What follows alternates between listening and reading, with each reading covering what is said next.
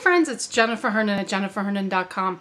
Today we are going to talk about some offline business lessons that could save your online business. And the reason we're going to talk about this is because I see a lot of people, possibly you, who are treating their online businesses as if they were a hobby rather than the real business that it has the potential to be.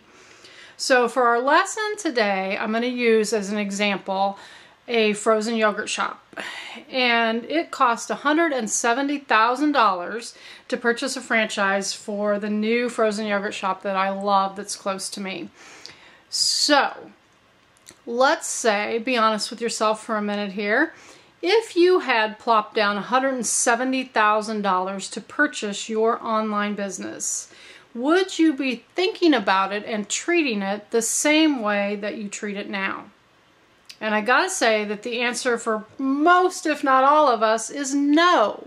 You would be taking it way more seriously than you are taking it now.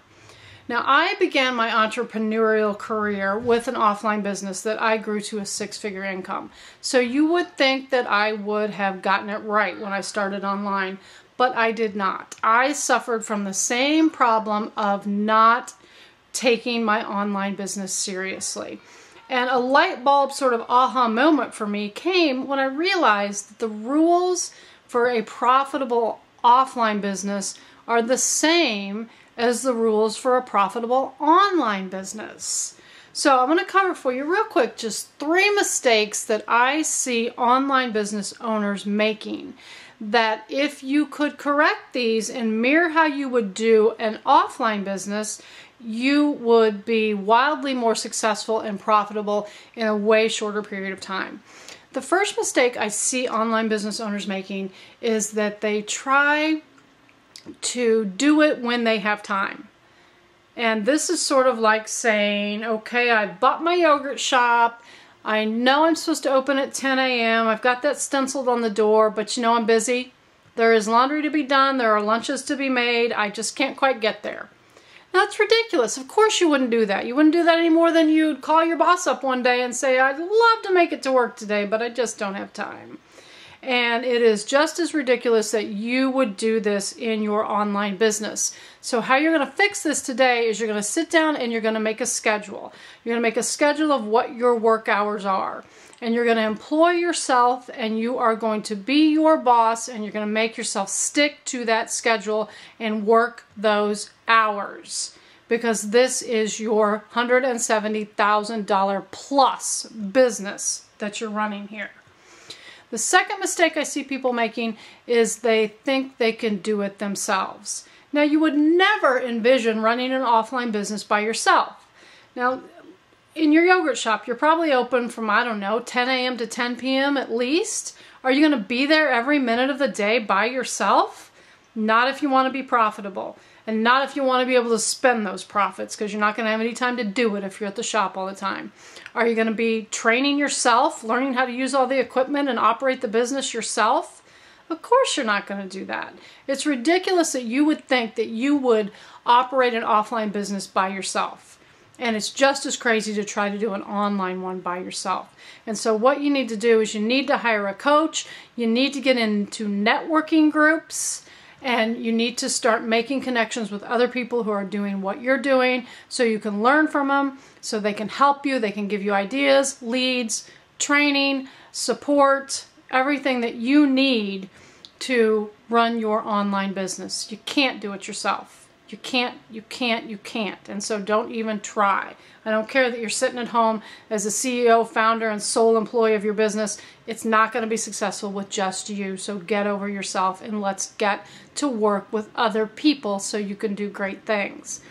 Now, the last thing is, and this really bugs me, is when people say they are trying to do their business. I'm going to try to make this work. And I will never forget a woman that I was in line in front of at a live event one time. Heard her talking before the doors opened about how, well, I'm going to try this company. If this doesn't work, I might try this other company. You know what? I would bet you everything I have that it didn't work for her because she was just trying it out. Now, if you had purchased your $170,000 yogurt shop, would you go into it with the attitude of, I'm going to try to make it work? Of course you wouldn't. You'd go into it knowing that you were going to make it work, because it's a difference in bankruptcy and living a decent to great life. Now, that doesn't mean that you're never going to fail. You are going to fail. You're going to fail a lot. But the difference here that I'm talking about is a mindset shift from, well, I'm going to try this online thing, to this is my $170,000 business and I'm going to make it work. And that's the mindset that you have got to have if you want to be profitable in your online business. I want you to stop discounting the time you put into your business. I know you didn't pay $170,000 to start your business, but don't underestimate the amount of time you put in to start it, the amount of time you're going to put in to build it. Because yes, time is money. In fact, that's not even true. Time is way more valuable than money. If you lose your $170,000 in your yogurt business, you can get it back doing something else. You lose your time, you can't ever get it back. You never get your time back. It's gone forever. So value the time that you put into your business. You have a real business here. I'm going to be putting some articles on my blog that expand on these 3 mistakes in the next couple of weeks.